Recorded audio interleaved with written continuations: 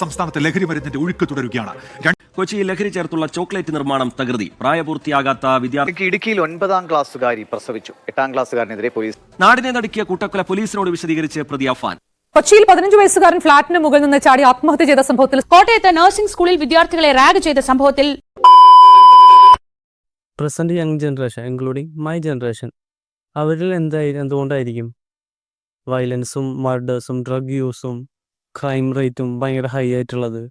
അത് ഇവരൊക്കെ പറയുന്ന പോലെ സിനിമയുടെ ഇൻഫ്ലുവൻസ് മാത്രമാണോ? എല്ലാം തന്നെയാണ് ഞാൻ പറയുള്ളൂ. അതിന് സിനിമ മാത്രമല്ല, സിനിമ ഉണ്ട്, but still same time cinema മാത്രമല്ല, വേറെ കുറച്ച് ഇൻഫ്ലുവൻസ് കൂടി ഉണ്ട്.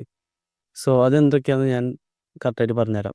ഫസ്റ്റ് വരുന്നത് എക്സ്പോഷർ ഓഫ് വയലൻസ് ആണ്. മീൻസ് സിനിമയിലും സോഷ്യൽ മീഡിയയിലും വീഡിയോ ഗെയിംസിലും അതർ മീഡിയാസിലും കൂടെ വയലൻസ് അൺറെഗുലേറ്റഡ് ആയിട്ട് ഏജ് റെസിസ്റ്റൻസ് ഇല്ലാതെ ഇവരിലേക്ക് എത്തുന്നുള്ളതാണ്. മീൻസ് അതുപോലെ തന്നെ ഈ പോപ്പ് കൾച്ചറിലുള്ള ക്രിമിനൽസിൻ്റെ ഗ്ലോറിഫിക്കേഷനും അവരെ അറൗണ്ട് ചെയ്തിട്ടുള്ള ഒരു ഫോൾസ് സ്റ്റാർഡും കണ്ട് അതിൽ നിന്നും കുട്ടികൾ ഇൻസ്പയർ ആവുന്നുണ്ട്.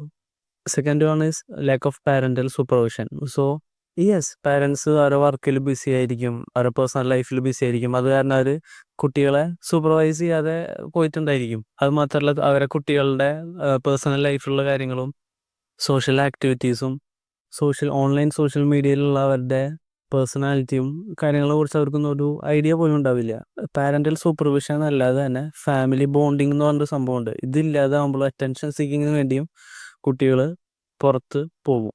ഇതിൻ്റെ സൊല്യൂഷൻ എന്താണെന്ന് വെച്ചാൽ പാരൻസ് ഡെയിലി അവരെ ഫ്രണ്ട്സിനെ കുറിച്ചും അവർ ചെയ്ത ആക്ടിവിറ്റീസും കാര്യത്തിനെയും കുറിച്ച് ഡെയിലി ഒന്ന് സംസാരിക്കുക. വേറെ പണിയൊന്നുമില്ലല്ലോ, ജസ്റ്റ് സംസാരിക്കുക. അതിന് പോലും സമയമില്ലെങ്കിൽ I don't think you are work to be a parent. So daily അവരെ കുറിച്ച്, അവരെ ഡെയിലി ആക്ടിവിറ്റീസും അവരുടെ ഫ്രണ്ട്സിനെ കുറിച്ചും അതിനെക്കുറിച്ചൊക്കെ ഒന്ന് സംസാരിക്കുക. ഭയങ്കര നന്നായി ഓപ്പൺ അപ്പ് ആവുക. ആക്ച്വലി കുട്ടികളായിട്ട് നല്ല ക്വാളിറ്റി ടൈം സ്പെൻഡ് ചെയ്യുക, അവരായിട്ടൊരു കണക്ഷൻ ക്രിയേറ്റ് ചെയ്തെടുക്കുക. പിന്നെ അവർ യൂസ് ചെയ്യുന്ന ആപ്പുകളിലും ഓൺലൈൻ മീഡിയ സോഷ്യൽ മീഡിയയിലും സ്ട്രിക്ട്ലി പാരൻ്റൽ മോണിറ്ററിങ് വേണം, സ്ട്രിക്റ്റ് ആയിട്ട് തന്നെ വേണം. പിന്നെ നിങ്ങളെ കുട്ടികളുടെ online behaviour you have to find it by your own. Third one is peer pressure. So നമ്മുടെ ഫ്രണ്ട്സ് അല്ലെങ്കിൽ സീനിയേഴ്സ് അത് നമ്മളെ അടുത്ത് കുറേ ഇല്ലീഗൽ ആക്ടിവിറ്റീസ് ചെയ്യാൻ കുട്ടികളെ പ്രേരിപ്പിക്കും. കുട്ടികളെ ചെയ്യും because they just want to be feel like they're in the group. അവർ ആ ഗ്രൂപ്പിലുള്ള പോലെ അവർക്ക് ഫീൽ ചെയ്യാൻ വേണ്ടിയിട്ട് അവരത് സമ്മതിച്ചു കൊടുക്കും. സോ ആ അറ്റൻഷനും ആ ഗ്രൂപ്പിൽ ബിലോങ് ചെയ്യുന്നൊരു ആ സെൻസ് ഓഫ് ഫീലിങ്ങിനു വേണ്ടി അവർ ചിലപ്പോൾ ക്രൈംസ് ചെയ്യും. പിന്നെ ഫിയർ ഓഫ് റിജക്ഷൻ, അവർ നമ്മളെ ഒഴിവാക്കുക അങ്ങനത്തെ ഉള്ളൊരു പേടി കാരണം കുട്ടികൾ ചെയ്യും. സോ ഇതിനുള്ള സൊല്യൂഷൻ എന്താണെന്ന് വെച്ചാൽ നിങ്ങൾ കുട്ടികളെ പിയർ പ്രഷറിൽ നിന്ന് എങ്ങനെ റെസിസ്റ്റ് ചെയ്യാമെന്ന് you have to just teach them how to say no, that's all. Fourth, easy to access technology. So നമ്മൾ ഫസ്റ്റ് പറഞ്ഞ പോയിന്റ് പോലെ തന്നെയാണ്. മീൻസ് അവരെ ഏജിനുള്ള ഐറ്റല്ല അവർക്ക് കിട്ടുന്ന ആക്സസ്. എസ്പെഷ്യലി ഇത് പറയുമ്പോൾ തന്നെയാണ് സെക്സ് എഡ്യൂക്കേഷൻ സ്കൂളിൽ നിർബന്ധമാക്കുന്ന ടൈം ആയിട്ടുണ്ട്. ഇത് ആ ചാപ്റ്റർ എത്തുമ്പോൾ ടീച്ചർമാർ ഇത് വീട്ടിൽ പോയി പഠിച്ചോ എന്നുള്ള ആ പരിപാടി ചെയ്യുമ്പോൾ അവർ ഈ എഡ്യൂക്കേഷൻ അവിടെ നിന്ന് അവർക്ക് കിട്ടും. അവർ സ്വന്തമായിട്ട് തപ്പി നോക്കുമ്പോൾ അവർക്ക് കിട്ടുന്ന എഡ്യൂക്കേഷൻ പോകുന്നതായിരിക്കും. എന്താകുന്ന ന്യൂസ് കാണുമ്പോൾ നിങ്ങൾക്ക് മനസ്സിലായിട്ടുണ്ടാവും. So easy to access technology. So hacking, cyber bullying, identity theft, online scams, ഇതൊക്കെ ഇന്നത്തെ യൂത്തിൻ്റെ ഇടയിൽ കോമൺ ആയിട്ടുള്ള സ്കാംസ് ആണ്. ഇത് അൺറെഗുലേറ്റഡ് ആയിട്ടുള്ള ഇൻ്റർനെറ്റ് ആക്സസ് കാരണം ഉണ്ടാകുന്നതാണ്. അതുപോലെ തന്നെ ഇതിൽ കിട്ടുന്ന money is quick and fast. ഇത് നമ്മൾക്ക് സിമ്പിളായിട്ട് കുട്ടികളെ you can educate about cyber laws. ഇത് സ്കൂളുകളിലും നിങ്ങൾക്ക് സൈബർ പോലീസിനൊക്കെ ഇൻഫോം ചെയ്ത് അവർ ക്ലാസ് എടുത്തോളത്തോളം കുട്ടികൾക്ക് സൈബർ ക്രൈംസിനെ കുറിച്ചും അതിൽ നിന്ന് ഉണ്ടാകുന്ന പ്രശ്നങ്ങളും പിടിച്ചു കഴിഞ്ഞാൽ എന്തുണ്ടാവും അതെല്ലാം you can teach them.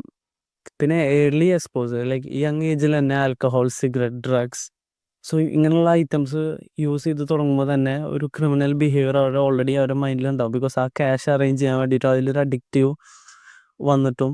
So ഈ ഡ്രഗ് അഡിക്ഷൻ എന്നൊക്കെ പറഞ്ഞാൽ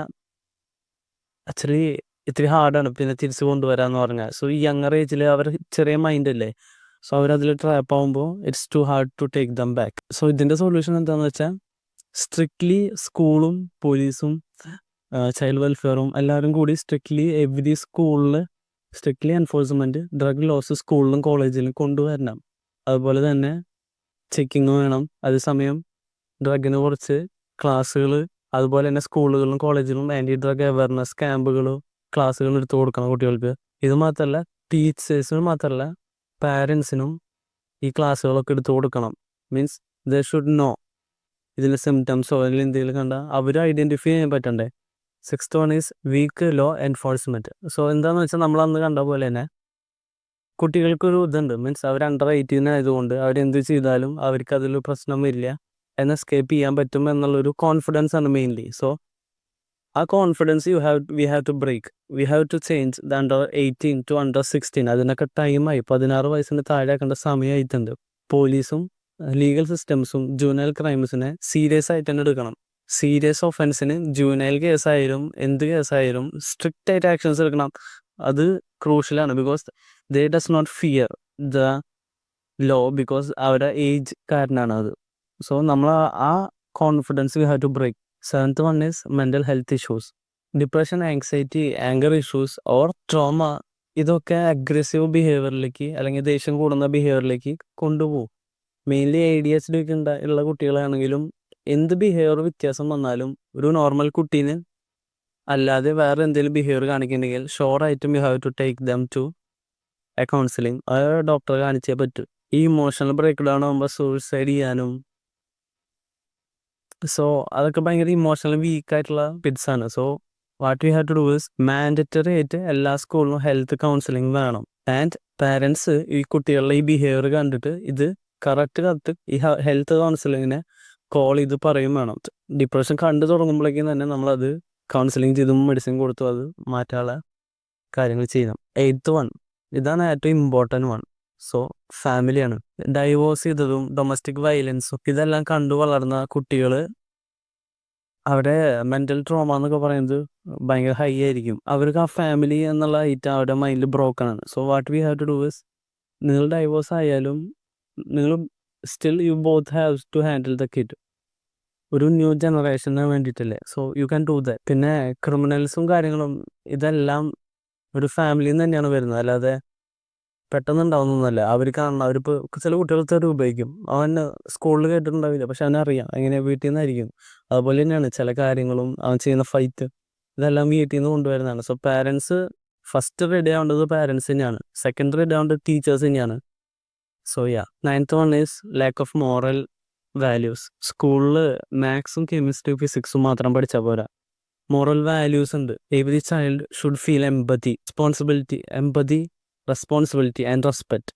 അതുപോലെ തന്നെ lack of religious and cultural grounding ഇല്ലാത്തത് കൊണ്ടും അവർ ഭയങ്കര ഇമോഷണലെസ് ആയി മാറാൻ ചാൻസ് ഉണ്ട്. മാർക്ക് മാത്രമൊന്നും കിട്ടിയാൽ പോരാ, അവർക്ക് എത്തിക്സും ഫാമിലി വാല്യൂസും ഫാമിലി റിലേഷൻസും പബ്ലിക്കിൽ തന്നെ ബിഹേവ് ചെയ്യണം, മറ്റുള്ള ഒരാളുടെ ഫീലിങ്സ്, ഇതെല്ലാം യു ഹാവ് ടു ടീച്ച്. ഇതൊക്കെ സ്കൂളിൽ ചെയ്യേണ്ട കാര്യങ്ങളാണ്. So end of the day school, junior enforcement, police, teachers and us as a society ഇവരെ കുറ്റം പറയാതെ we have to make them good. നമുക്കൊരു നെക്സ്റ്റ് ജനറേഷൻ വേണ്ടേ. സോ ഈ പ്രോബ്ലം നമ്മൾ അഡ്രസ്സ് ചെയ്യാതെ ഇതൊരിക്കലും ഇത് സോൾവ് ആവില്ല. അങ്ങനത്തെ ഒരു പ്രശ്നം ഉണ്ടെന്ന് നമ്മൾ അഡ്രസ്സ് ചെയ്താൽ പറ്റും.